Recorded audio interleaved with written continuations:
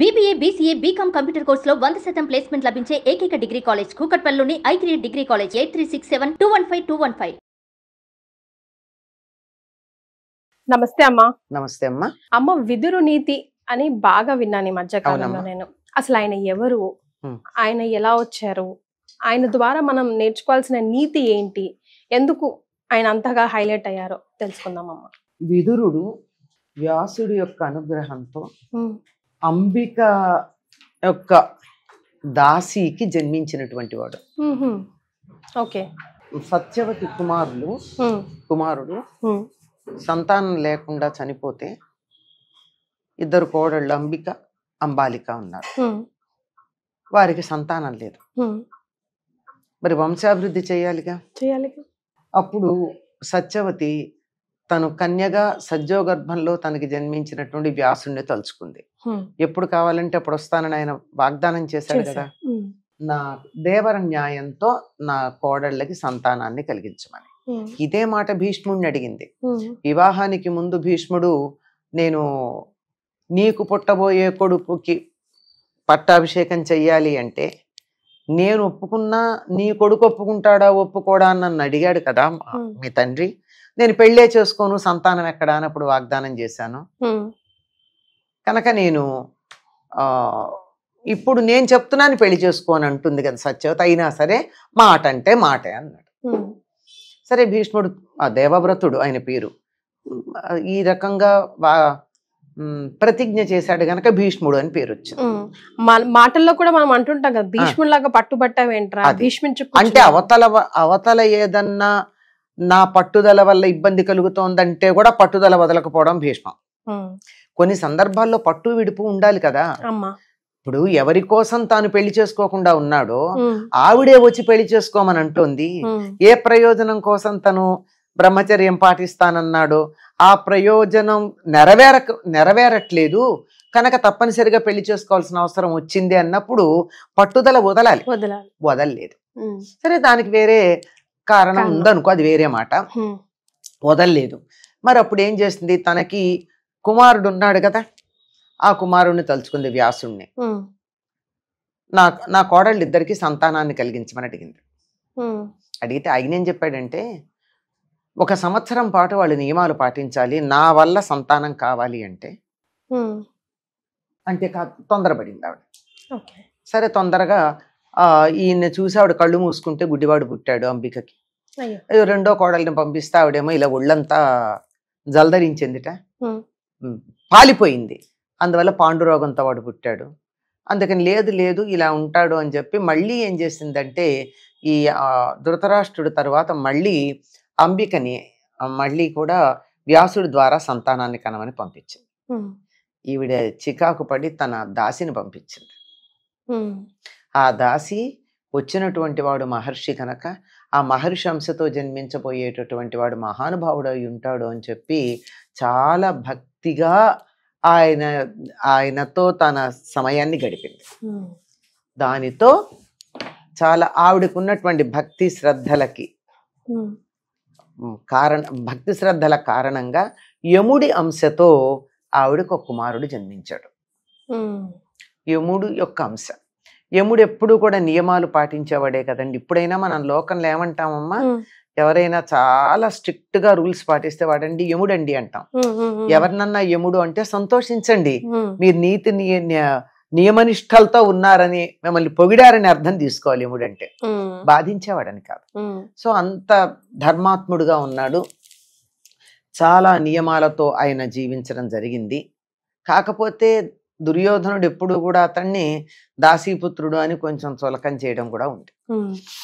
అయితే ధృతరాష్ట్రుడికి తెలుసు, సింహాసనం మీద కూర్చోవాలంటే ఎవరు, ధృతరాష్ట్రుడు పనికిరాడు, కళ్ళు లేవుగా. అందుకని పాండురాజు తన యుద్ధానికి వెళ్ళినప్పుడల్లా ధృతరాష్ట్రుడిని కూర్చోబెట్టి పెడితే ధృతరాష్ట్రుడికి 24 గంటలు పక్కన ఉండి ధర్మం చెబుతూ ఉన్నాడు విదురుడు. ఇది మంచి, ఇది చెడు అని చెప్తూనే ఉండేవాడు. ధృతరాష్ట్రుడు విన్నాడా అంటే చెవులతో విన్నాడు, మనసుకి ఎక్కించుకోలే. అది ఎందుకనమ్మా, వాడి గుణం అంతేనండి. అదేలేండి. ఇప్పుడు మనం ఎంతమంది ధృతరాష్ట్రులు లేరు మనకి. కాఫీ టీలు తాగడం ఆరోగ్యానికి మంచిది కాదు, తెలియదా? తాగుతున్నావా లేదా? తాగుతున్నాగా. నేను చాలా లైట్ గా ఇది ఉదాహరణ చెప్పా, ఇంకా చాలా స్ట్రాంగ్ అయినటువంటి అలవాట్లు కూడా ఉన్నాయి కదా. మరే ఆ అలవాట్లు ఉన్న వాళ్ళకి తెలియదా? మంచిది కాదు. పైగా కొన్నిటి మీద పైన కూడా ఆరోగ్యానికి హానికరం అని రాస్తే కూడా మనం హ్యాపీగా తీసుకుంటాం, దేని దారి దాందే అన్నట్టు కదా. మరే అట్లా మంచి చెడు తెలియక కాదు, దాని మీద మనకుండేటటువంటి ఇష్టానిష్టాల కారణంగా ఒక ఇష్టం అనేటటువంటి ఒక నల్ల కళ్ళజోడు పెట్టుకుంటాం, అంచేత అలా నడిచిపోతాం. ఎప్పుడు కూడా ధర్మం ఏమిటో చెప్తూ ఉండేవాడు విదురుడు ధృతరాష్ట్రుడికి. దాసి కొడుకైనా కూడా యాక్సెప్ట్ చేశారా? యాక్సెప్ట్ చేయడం అంటే సింహాసనం మీద కూర్చోవడానికి యాక్సెప్ట్ చేయలే, సభలో కూర్చోవడానికి అనుమతించారు. ఓకే, సభలో కూర్చోవచ్చు, నీతి కలిగినటువంటి వాళ్ళని ఎవరినైనా వాళ్ళ మాటలు వినడానికి ఒప్పుకున్నారమ్మా. ఇప్పుడు మనం రకరకాలుగా ప్రాచీన గ్రంథాలు చదవక నోటికొచ్చినట్టు మాట్లాడుతున్నాం గాని అందరికీ తగిన ప్రాధాన్యం ఉంది. తగిన ప్రాధాన్యం అని చెప్తున్నా, సమప్రాధాన్యం అని చెప్పట్లా. సమప్రాధాన్యం అంటే అందరూ సింహాసనం మీద కూర్చుంటానంటారు కదా. ఇవాళ ఉందా అందరికి సమప్రాధాన్యం? అందరినీ ప్రైమ్ మినిస్టర్ సీట్ లో కూర్చుంటానంటే నీకు నాకు అవకాశం ఉందా? అసలు నాకు క్యాండిడేచరే లేదు నా వయసు ప్రతి. సమానత్వం కదండి, అందరికీ సమానంగా ఉండాలి. నేను ప్రైమ్ మినిస్టర్ గా కంటెస్ట్ చేస్తానంటే ఒప్పుకుంటారా? నాకు క్యాండిడేచర్ లేదు, నా వయసు దాటిపోయింది. లేదు నేను ఆర్మీలో చేరతాను, అందరూ సమానత్వం అంటే ఒప్పుకుంటారా? సమానత్వం కాదమ్మా, సమానత్వం గురించి మనకు ఒక భ్రమ ఉంది, భ్రమలో ఉంటున్నాం.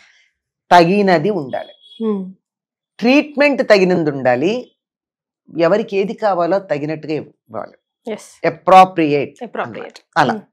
అంచేత అతడి మాటలు ఎప్పుడూ విన్నారు, ఎందుకంటే చెప్పేది ధర్మ మార్గంలో ఉండేది, ధార్మికంగానే ఉండేది. యముడు అంశ కదా, అందువల్ల ఇది మంచి ఇది చెడు, ఇది తగింది ఇది తగనిది, ఇది పనికొస్తుంది ఇది పనికిరాదు అని ఎక్కడికక్కడ చెప్తూనే ఉన్నాడు.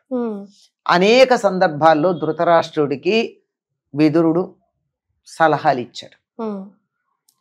అంటే తాత్కాలికంగా ఆ క్షణానికి విన్నాడు. పైగా ఎప్పుడన్నా ధృతరాష్ట్రుడికి నిద్ర పట్టకపోయినా మనసు బాగుండకపోయినా విదురుడికి కబురు చేస్తాడు. విదురుడు వచ్చి మాట్లాడుతూ ఉంటే నీకు మనశ్శాంతి. ఎట్లా ఉంటుందంటే ఏ షోల్డర్ టు క్రై అని మనకి ఈ మధ్య ఉంది కదా. అంటే నా మనసులో ఉన్న బాధ అంతా చెప్పేసుకుని తప్పు చేశా, నేను తప్పు చేస్తే నేను తప్పు చేసేసాను, తప్పు అయిపోయింది, ఏం చేయాలి, అనుకోకుండా జరిగింది అంటే ఆ భుజం ఎవరిది ఉందా, ఎవరి భుజం మీద పడి నేను ఏడుస్తున్నాను, వాళ్ళు ఏం పర్వాలేదులే అప్పుడప్పుడు అట్లా అవుతూ ఉంటాయి, ఏం చేస్తాం సర్దుకో, ఈసారి చేయకుండా ఉండు, ఇలాంటి మాటలు చెప్తే కాస్త ఓదార్పు. అట్లా ప్రతి సందర్భంలోనూ కూడా ఎప్పుడు అతడికి కాస్త మనస్సు బాగుండలేదనిపించినా విదురుణ్ణి పిలిచేవాడు, ఆ విదురుడితో మాట్లాడుతూ ఉండేవాడు. విదురుడితో మాట్లాడుతున్నంతసేపు ధృతరాష్ట్రుడి మనసు ధర్మ మార్గంలో ఉండేది. విదురుడిది ఆయన సెల్ఫ్ కి ఆయన పర్సనాలిటీ ఆయన క్యారెక్టరైజేషన్ ఎలా ఉండేది? నియమ నిబద్ధాలతో జీవితం గడిపాడు, అసత్యం ఆడలేదు, ధర్మ మార్గంలోనే ఉన్నాడు. అందుకే కృష్ణుడు రాయబారానికి వచ్చినప్పుడు విదురుడి ఇంటికి వెళ్ళి ఆయన ఇంట్లో విందు తీసుకున్నాడు గాని మరి ఈయన ఇంత ఏర్పాటు చేసినా దుర్యోధనుడి దగ్గర విందు తీసుకోవాలా. అక్కడ ఒక మాట అంటాడు తెలుసా, ఎప్పుడు గుర్తు పెట్టుకోవాలి, శరీరం అశాశ్వతం, ఎప్పుడు ఏమవుతుందో తెలియదు, నేను మీ ఇంట్లో ఆతిథ్యం తీసుకున్నాక ఈ శరీరానికి ఏదన్నా అయితే నింద నీకు వస్తుంది, అందువల్ల నీ ఇంట్లో తిననన్నాడు. ఎవరితో? దుర్యోధనుడితో. శ్రీకృష్ణుడా? అది ఎప్పుడు అందరికి వర్తిస్తుందిగా. అందరికి వర్తిస్తుంది. మరి ఆయన ఒక్కడిని ఎందుకన్నారు? ఎందుకంటే ఎందుకు వచ్చాడు అంటే రాయబారానికి వచ్చాడు. రాయబారానికి వచ్చాడంటే నువ్వు పాండవుల పక్షం నుంచి వచ్చాడు, ఎవరి పక్ష కౌరవుల పక్షానికి వచ్చాడు అంటే కౌరవులకి పాండవులకి పడట్లేదు కనుక ఈ పక్షం నుంచి వస్తే ఈ పక్షం శత్రుపక్షం కదా, శత్రుపక్షం వాళ్ళ ఇంట్లో అన్నం తింటే తేడా వస్తే. ఇప్పటికి మనం గిలగిల్లాడుతున్నాం కదా లాల్ బహదూర్ శాస్త్రి గారి మరణం గురించి. ఆ మరణం లాల్ బహదూర్ శాస్త్రి గారు చనిపోయారన్న వార్త వినంగానే నాకు ఇదే గుర్తొచ్చింది. శ్రీకృష్ణుడు రాయబార సమయంలో అక్కడ భోజనం చేయలే, దుర్యోధనుడు ఇచ్చిన విందు తీసుకోలే. విదురుడు అతి సామాన్యమైనటువంటి జీవితం గడిపేవాడు, అతి సామాన్యం. రాజు మంత్రి అయ్యున్నాడు, ఈయనకి రాజుగారికి చక్రవర్తికి సోదరుడి వరసే, సోదరుడే అనుకోండి, సవతి సోదరుడు అయినా గాని అటువంటి రాజభోగాల కన్నా కూడా సామాన్యమైనటువంటి జీవితం గడుపుతూ ఉండేవాడు. ఎక్కడికక్కడ ఇతడితో ధృతరాష్ట్రుడు మనసు బాగుండనప్పుడల్లా, ఎప్పుడు బాగుండదు ధృతరాష్ట్రుడికి మనసు? పాండవులకి ఏదన్నా జరిగిందన్నప్పుడు, ఏదన్నా వాళ్ళు విజయం సాధించారన్నప్పుడు, తన కొడుకులకి ఏదైనా తక్కువైందన్నప్పుడు అప్పుడే మనసు బాగుండదమ్మా. లోకంలో ఎవరికన్నా ఏదన్నా అయిందంటే ధృతరాష్ట్రుడికి ఏ సమస్య లేదు. కానీ తన కొడుకులకు తక్కువైనా పాండవులకి ఏదన్నా ఎక్కువైనా ఈయనకి మనసు బాగుండదు. అట్లాంటప్పుడు పిలిస్తే నిద్ర పట్టదు ఆయనకి. నిద్ర పట్టకపోతే విదురుణ్ణి పిలిస్తే విదురుడు వచ్చి మాట్లాడుతూ ఉండేవాడు. ఏమిటంటే నీతి మది అవి మాట్లాడితే, అవునా నిజమే కదా, ధర్మంగా ఉండాలి కదా, ధర్మ మార్గంలో ఇలా ఎక్కడికక్కడ మనం ఏమంటామంటే ఉపశమనం అంటామే, ప్యాలియేటివ్. ఆ క్షణాన కాస్త మనసుకి ఉపశమనం, తన మనసులో ఉన్న గోడంతా వెళ్ళబోసుకోవడం. అలాంటి సందర్భాల్లో శాంతంగా ఉండడం ఎట్లా మనసు అన్నది ఒకటి చెప్తా. చాలా ఉంది విదుర నీతి, మామూలుగా లేదు. ఈ రోజు కూడా చెప్పింది ధృతరాష్ట్రుడికి అయినా మనందరికీ కూడా వర్తించేది. ఎందుకంటే మనందరిలోనూ కూడా ధృతరాష్ట్రుడు అంశం ఇంతో అంతో ఉంది కదా. అన్ని ఎందుకు వింటాము, అందరివి ఎందుకు వింటాము? అస్సలు వినం. రాయబారం అయిపోయిన తర్వాత పాండవులు పూర్తిగా అరణ్యవాసం అజ్ఞాతవాసం అయిపోయిన తర్వాత రాయబారానికి వాళ్ళు రాయబారం పంపించారు. ఎవరంటే ద్రుపద మహారాజు యొక్క పురోహితుడితో వార్త పంపించారు, మేము వచ్చాము, మాకు మా రాజ్యం మాకు ఇచ్చేయండి. అంతే కదా. 12 ఏళ్ళు అరణ్యవాసం, 1 ఏడాది అజ్ఞాతవాసం చేసాం, తిరిగి వచ్చాం, మా రాజ్యం మాకు ఇవ్వండి అని చెప్తే, సరే దానికి సంజయుడితో రాయబారం పంపించాడు ధృతరాష్ట్రుడు. సంజయుడితో రాయబారం ఏం పంపించాడు? అసలు ఏమీ లేదు అందులో, ఏం మాట్లాడాలో తెలియదు. ఏం మాట్లాడమంటామని అడిగాడు. అడిగితే ఏదో మీరందరూ క్షేమంగా వచ్చారు, సంతోషం, అది ఇది అంతే, అంతకన్నా ఇంకేం లేదు. ఇవన్నీ అయిన తర్వాత సంజయుడు తిరిగి వచ్చాక ఏం జరిగింది అంటే, ఇంత ప్రయాణంలో అలసిపోయాను, రేపు చెప్తాలే పో అన్నాడు. అంటే ఈయనకి ఆవేదన. అప్పుడు విదురుని పిలిపించాడు. విదురుని పిలిపిస్తే విదురుడు మాట్లాడతాడు, చాలా మాట్లాడతాడు. ఎన్ని మాట్లాడినా ఆయనకేం లేదు, నేను చెప్తే నీ బుర్రకేం ఎక్కట్లేదు, నీకేం శాంతం రావట్లేదు, నా గురువు గారిని పిలుస్తాలే అని చెప్పి సనత్సుజాతుల వారిని పిలిస్తే ఆయన వచ్చి చెప్తాడు. ఆయన చెప్పింది కూడా ధృతరాష్ట్రుడికి ఏమీ పెద్ద ప్రయోజనం లేదు, ఆ కాసేపు ఉపశమనమే. ఈ శాంతం గురించి ఏం చెప్తాడు? మనస్సుకు శాంతిగా ఉండాలంటే ఏం చేయాలంటే, నియత తపమును, ఇంద్రియ నిగ్రహంబు, భూరి విద్యయు శాంతి కారణములు. వాణి అన్నింటికంటే మేలైన శాంతి కారణము, శాంతి కారణము లోభముడుగుట కౌరవేంద్ర అన్నాడు. అన్నిటికన్నా శాంతానికి కారణం ఏమిటంటే నియత తపము, నియమంగా తపస్సు చేయడం. నియమంగా తపస్సు అంటే అరణ్యాలకు వెళ్ళి తపస్సు చేయడమా? కాదు. భగవద్గీతలో చెప్పాడు కదా, తపస్సు అంటే కాయిక వాచిక మానసిక తపస్సులు ఉన్నాయి. వాచిక తపస్సు అంటే అనుద్వేగకరం వాక్యం, మాట్లాడేటప్పుడు నేను ఆవేశపడకూడదు, నా మాట విని నువ్వు ఆవేశపడకూడదు, అట్లా మాట్లాడడం అన్నది వాంగ్మయ తపస్సు. అంతే కదా. ఇప్పుడు ఏదన్నా మనం కొన్ని విన్నాము, దేశద్రోహకరమైనటువంటి వార్తలు వింటే ఆవేశం వస్తుంది కదా, అలా రాకూడదు. అది కానీ కష్టమమ్మా, ఈ విషయంలో అయితే కష్టం. కానీ వాక్కులో రాకూడదు, దాన్ని పోగొట్టే ప్రయత్నం చెయ్యాలి. వాక్కుకు పరిమితం కాకూడదు. అది విన్న వాళ్ళకు ఆవేశం రాకూడదు. ఇప్పుడు కొన్నిసార్లు నేను ఏదో చాలా మంచి ఉద్దేశంతోనే మాట్లాడతాను అనుకో, మాట్లాడితే నీకు కోపం వచ్చేయచ్చుగా, మరి అట్లా రాకూడదు. నీ మాట్లాడే మాట వల్ల నేను ఆవేశపడకూడదు, నువ్వు ఆవేశపడకూడదు. సరే, సత్యంగా ఉండాలి, హితంగా ఉండాలి, మితంగా ఉండాలి, చాలా ఉన్నాయి. ఇవన్నీ ఉండే అది వాంగ్మయ తపస్సు. మనం కష్టపడి డబ్బులు ఖర్చు పెట్టకుండా సమయం కూడా వెచ్చించకుండా మన వాంగ్మయ తపస్సు చేయొచ్చండి, ఇంత జాగ్రత్తగా ఉండి. కానీ మనం చెయ్యం కదా. అలాగే కాయికం శరీరంతో చేయడం, అలాగే మానసికం, ఇలాంటివన్నీ ఉన్నాయి. ఇవి నియమంగా చెయ్యాలి. నేను అబద్ధం ఆడను, నియమం పెట్టుకోండి. నేను నా మాటలతో ఎదుటి వాళ్ళని నొప్పించను, నియమం పెట్టుకోండి. నా పని వల్ల ఇతరులకి బాధ కలిగించిన నియమం పెట్టుకుని, ఇవన్నీ తపస్సులు అంటే ఇంతకన్నా పెద్దవేం లేవు. ఇలాంటి నియమితంగా తపస్సు చేయడం, ఇంద్రియ నిగ్రహంలో ఇంద్రియాలను అదుపులో పెట్టుకోవడం. అదుపులో పెట్టుకోవడం అంటే నొక్కి పెట్టడం కాదు. ఏయ్ వెళ్ళకు అంటే ఆగాలి, అస్సలు వెళ్ళొద్దని అణిచిపెట్టడం కాదు. కూడని సమయంలో మన అధీనంలో ఉండాలి, వాటి పనేవి చెయ్యాలి. చేయకపోతే ఎట్లా, కన్ను చూడకపోతే ఎట్లా, చెవి వినకపోతే ఎట్లా, నాలుక రుచి చూడకపోతే ఎట్లా, ఉండాలి కదా. అవి చెయ్యాలి అన్నప్పుడు వాటిని చెయ్యనివ్వాలి, కానీ మన అదుపులో ఉండాలి. ఎట్లా, గుర్రాల యొక్క పగ్గాలు మన చేతిలో ఉండి గుర్రాలు పరిగెత్తినట్టు ఇంద్రియాలు పరిగెత్తాలి. మన ఇంద్రియాలు పనిచేయాలి, కానీ వాటి పగ్గాలు మన చేతుల్లో ఉండాలి. ఇప్పుడు చూడమంటేనే చూడాలి, ఇది వినమంటేనే వినాలి, భోజనం సమయానికి ఆకలి వేయాలి, కానీ ఐస్ క్రీమ్ అని పేరు చెప్పగానే నోట్లోనూ నీళ్ళూరి మాట రాకుండా ఇబ్బంది పడేటట్టుగా నాలిక ప్రవర్తించకూడదు కదా. ఇట్లా అన్నమాట. ఇలా ఇంద్రియ నిగ్రహము, భూరి విద్యయు గొప్ప జ్ఞానం. విద్య అంటే ఊరికే విషయ సేకరణ విద్య కాదు, ఏది కావాలో అది తెలిసేది, ఏదైతే మనకి ఈ క్షణాన మనం బతకడానికి ఉపయోగపడుతుందో అది విద్య.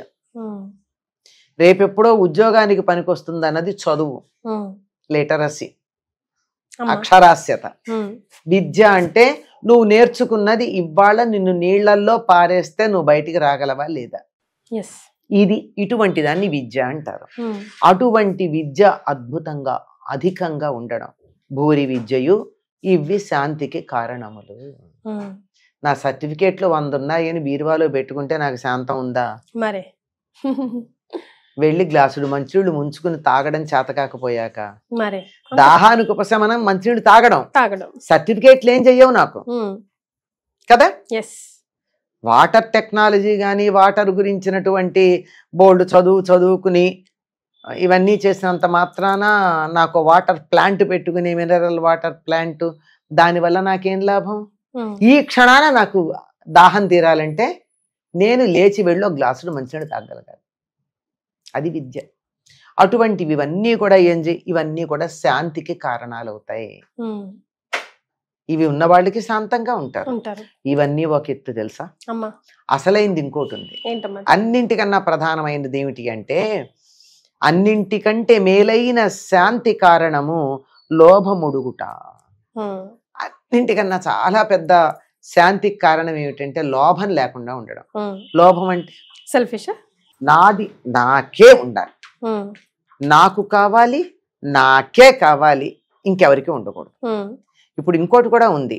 ఇప్పుడు 10 పదార్థాలు ఉన్నాయి అక్కడ, 10 పళ్ళు ఉన్నాయి అక్కడ, నాకు కావాలి, నో ప్రాబ్లం. నాకే కావాలి, నో ప్రాబ్లం, ఆ 10 నువ్వు తీసుకో, పక్క వాళ్ళకు ఉండకూడదు, ఇది ప్రాబ్లం. అదే ఇది లోభం అంటే. అది చాలా ఉన్నది ఇంకొకళ్ళకి వెళ్ళకుండా నా దగ్గర నేను అట్టే పెట్టేసుకోవడం, ఇది లోభం. ఈ లోభానికి లోభం లేకుండా ఉంటే శాంతి ఉంటుంది.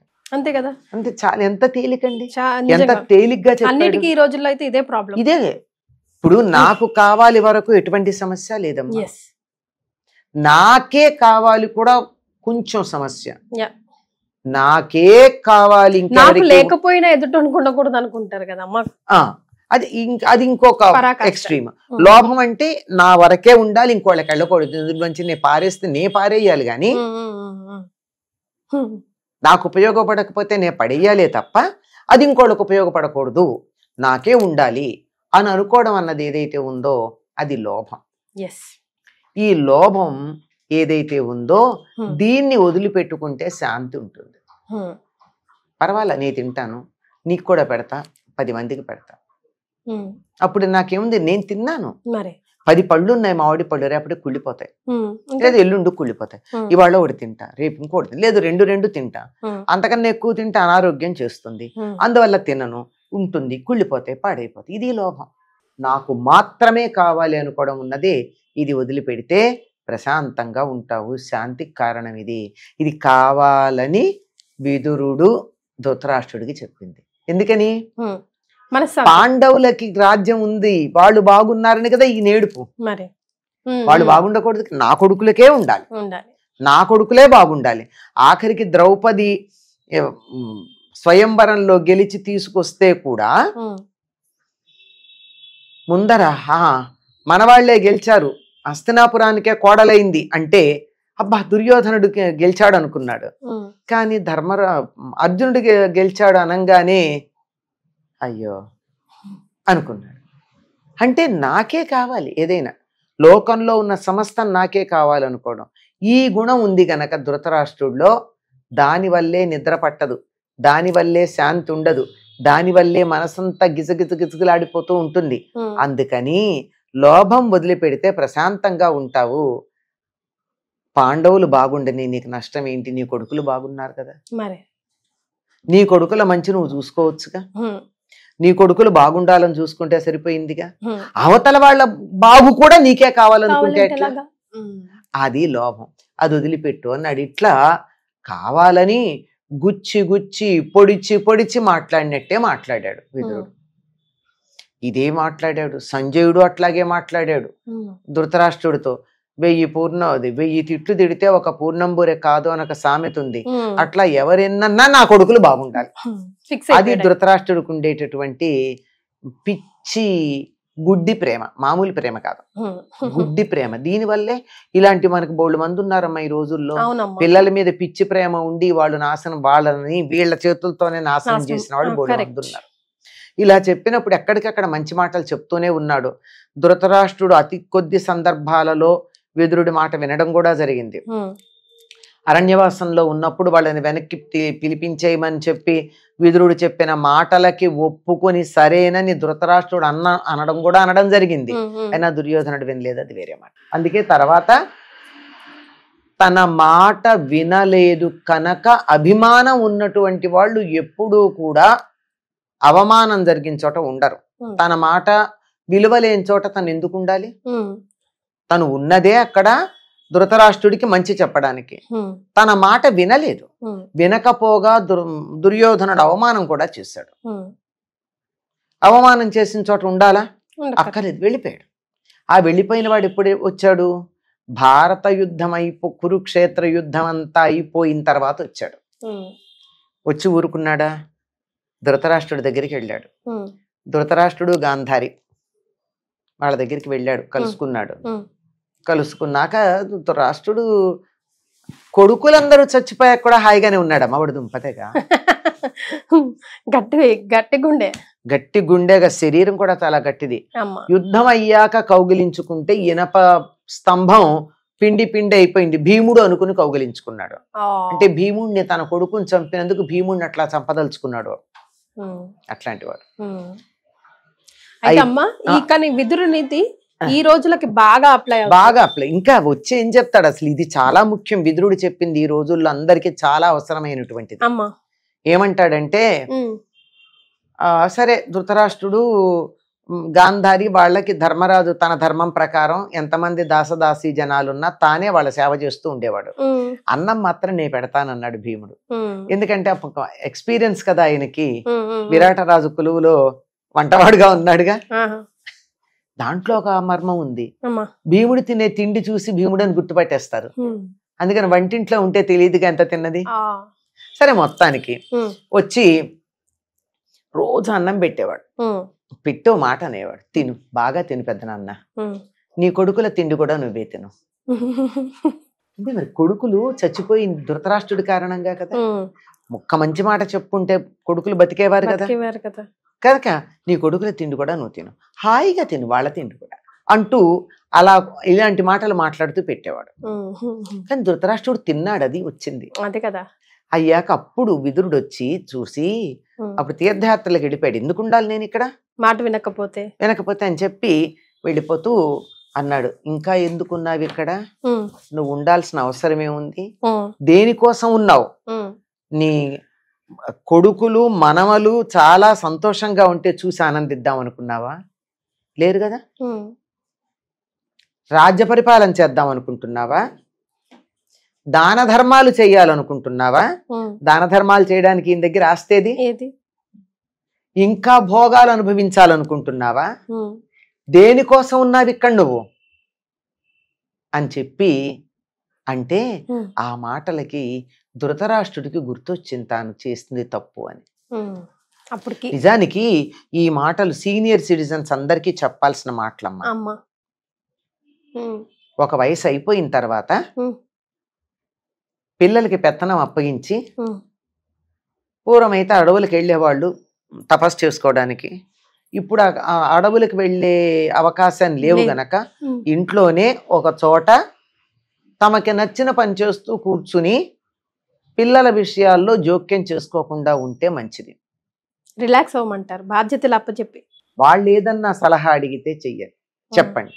వాళ్ళు ఏదైనా సహాయం అడిగితే చెయ్యండి. లేకపోతే వాళ్ళ జీవితాలలో వేలు పెట్టి వాళ్ళ జీవితం పాడయ్యేట్టుగా చేసి, వాళ్ళకి బాధ కలిగేట్టుగా చేసి మనం నొచ్చుకోవాల్సిన అవసరం ఏముంది? నా జీవితం నాకు నచ్చినట్టు నేను బతికాను కదా, వాళ్ళ జీవితం వాళ్ళకి నచ్చినట్టు వాళ్ళని బతకనిచ్చేస్తే పోలా? వాళ్ళ జీవితాన్ని నేను ఎందుకు కంట్రోల్ చేయాలి? నా అనుభవం వాళ్ళకు ఉపయోగపడితే సలహా చెప్తా, లేకపోతే ఊరుకుంటా. నువ్వు ఎందుకున్నావు ఇంకా ఇక్కడ? ఏం బావుకుందామని, ఏం అనుభవిద్దామని? భోగభాగ్యాలు అనుభవిస్తావా? లోకమంతా చూస్తావా? ఏం చూస్తాడు గుడ్డివాడు? పిల్లలే లేరు, మనవళ్ళని ఎక్కడ చూస్తాడు? కొడుకులు లేరు, మనవళ్ళు లేరు, ఎవరూ లేరు. దాన ధర్మాలు చేద్దామంటే రాజ్యమే లేదు, పరిపాలన చేయడానికి అసలు అప్పుడే తను పనికిరాడు గుడ్డివాడు గనక. ఏదో పాండురాజుకి అన్నగారి మీద ఉన్నటువంటి గౌరవం కొద్దీ సింహాసనం మీద కూర్చోబెట్టాడు, విదురుడు సలహాలు వింటూ పాలన చేయమని. ఇప్పుడు అవేం లేవు. ఎందుకుంటావు? వెళ్ళు, అరణ్యవాసానికి వెళ్ళు, బాణప్రస్థం తీసేసుకో అని చెప్పు. ఈ మాటలు చెప్పాడు. తెల్లారేటప్పటికీ ధృతరాష్ట్రుడు, గాంధారి, కుంతి, విదురుడు కలిసి నగరంలోంచి వెళ్ళిపోయారు. అదే పాపం ధర్మరాజు వచ్చి మా పెత్తండి మా పెత్త లేదని వెతుక్కున్నాడు. సరే విదురుడు వచ్చి తీసుకెళ్ళాడన్నారు. తర్వాత వెళ్ళి చూశారు. తర్వాత వీళ్ళందరూ కలిసి ధృతరాష్ట్రుడు, గాంధారి, విరజ అనేటటువంటి ఒక హోమం చేశాడు. తక్కువ వాడేం కాదండి. ఆ చిన్న కొడుకుల మీద మమకారమును అధికార లాలస ఉన్నాయే, దాంతో గాని లేకపోతే తక్కువ వాడేం కాదు. వాణి చదువుకున్నాడు, పండితుడు, అన్నీ ఉన్నాయి, మంచి పరాక్రమవంతుడు, విద్యావంతుడు, అన్నీ ఉన్నాయి. విరజా హోమం చేసి ధృతరాష్ట్రుడును గాంధారి సశరీరంగా ఆ హోమంలో ఆహుతైపోయి పైలోకాలకే వెళ్ళిపోయారు వాళ్ళు మొత్తం అంతా. దానికి ఒక పెద్ద ప్రాసెస్ ఉంది విరజా హోమానికి. అందులో కుంతి కూడా అందులో భాగమని భాగవతంలో లేదని వేరే దాంట్లో ఇట్లా కొంచెం తేడా ఉంది. కానీ మొత్తానికి అలా ధృతరాష్ట్రుడు వెళ్ళిపోయిన తర్వాత ఈయన విదురుడు అలా వెళ్ళిపోయాడు. తర్వాత అలా నిలబడి చూస్తూ ఉండిపోయాడు అంటారు. ఒక చెట్టు ఆనుకొని నిలబడి చూస్తూ ఉండిపోయాడు అని. అయిన తర్వాత అక్కడికి కృష్ణ నిర్యాణం జరిగిపోయింది. ఈ తర్వాత కొద్ది రోజులకి కృష్ణుడు నిర్యాణం చెంది, ఆ కృష్ణ ఈ దిగులుతో అలా అలా అలా అలా తిరిగి వచ్చిన తర్వాత కృష్ణ నిర్యాణం జరిగిపోయిందని తెలుసుకుని, ఈ సంగతులన్నీ నాకు ఎట్లా తెలుస్తాయి అంటే మైత్రేయుడి దగ్గరికి వెళ్ళి తెలుసుకోమని చెప్తారు. విదురుడు అప్పుడు మైత్రేయుడి దగ్గరికి వెడతాడు. విదుర మైత్రేయ సంవాదం అన్నది చాలా గొప్పగా ఉంటుంది. సంవాదం అంటే బాధనే ఉండదు, చెప్తూ ఉండడం అంతే. ఇలా విదురుడు చాలా గొప్ప ధర్మాత్ముడమ్మ, సాక్షాత్తు యముడి యొక్క అవతారంగా అంశతో జన్మించినటువంటి వాడుగా మనకు కనపడుతూ ఉంటుంది. అసలు విదురుడు గురించి తెలుసుకోవాలంటే మామూలుగా కాదు, చాలా చాలా క్లుప్తంగా అక్కడొకటి మనం చెప్పుకోవడమే తప్ప అసలు ఆయన చేసిన బోధ ఎక్కడెక్కడ ధృతరాష్ట్రుడికి ఎన్నెన్ని చెప్పాడో అవన్నీ చూసుకుని ఒక్కచోట చెప్పినటువంటివి కూడా ఆయన చెప్పిన నీతి వాక్యాలు కనుక ఉన్నట్టయితే ఈ రోజుల్లో ధర్మ మార్గంలో ఉంటూ తప్పు చెయ్యకుండా పదవిలో ఉండేవాళ్ళు ఏం చెయ్యాలి మొదలైన అంశాలన్నీ మనకి చాలా బాగా తెలుస్తాయి. మనకు వీలైనప్పుడల్లా వీలైనన్ని నీతులు మనం తెలుసుకునే ప్రయత్నం చేద్దామమ్మా. సో ఇప్పుడు మనం చెప్పుకున్న దాంట్లో జిస్ట్ తీయాలంటే ఏం పాయింట్స్ మనం ఈ నీతి కథ ద్వారా తెలుసుకున్నాం? అమ్మ, మనశ్శాంతిగా ఉండాలంటే ఏం కావాలి? మనసు ప్రశాంతత, లోభం వదిలిపెట్టేయాలి. ఒకటి అవమానం, మనం మంచి మాట చెప్తే విననటువంటి చోట ఉండడం అనవసరం. అక్కడ చెడ్డ పనులు జరుగుతుంటే దాన్ని ప్రోత్సహించిన పాపం మనకు వస్తుంది. అందువల్ల అవమానం ఒకటి, దాంట్లో మనం భాగం అవుతాం అన్నది ఒకటి. ఒకటి ఈ రెండు చాలా ప్రధానంగా గుర్తుంచుకోవాలి. ఎప్పుడు వీలైతే అప్పుడల్లా ధృతరాష్ట్రుడికి విదురుడు చెప్పాడు. ధృతరాష్ట్రుడు అంత ఉత్తముడు చివరికి ఆ విరజాహోమం చేసి పైలోకాలకి వెళ్ళాడు అంటే దేనివల్ల వెళ్ళగలిగాడు? నిరంతరం విదురుడు మాటలు వింటూ ఉండడం వల్ల. ఈయన సనత్ సుజాతుల వారి శిష్యుడు. కుమార సర్గంలో సనక సనందన సనత్ కుమార సనత్ సుజాతులు అని చెప్తారే, వారి యొక్క శిష్యుడు. అక్కడంత బాగా నేర్చుకున్నటువంటి వాడు కనుక అబ్బి తెలుసుకోవాలి. చిట్ట చివరిలో విదురుడు నేరుగా చెప్పినటువంటి బోధ ఉంది. వృద్ధాప్యం వచ్చాక మేము ముసలాళ్ళమైపోయాం, ఇంకా ఏమో అనుభవిద్దామని చెప్పి ఆశపడకుండా పెత్తనం తర్వాత వాళ్ళకి అందించి ఊరుకోవడం చాలా సుఖం, చాలా ముఖ్యమైనటువంటిది. ఎవరైనా అలా ఉన్నట్టయితే వాళ్ళని సరైన మార్గంలోకి మళ్లించటం ఇవన్నీ చేయవలసింది. విదురు నీతి ద్వారా మనం ఇవన్నీ తెలుసుకున్నాం.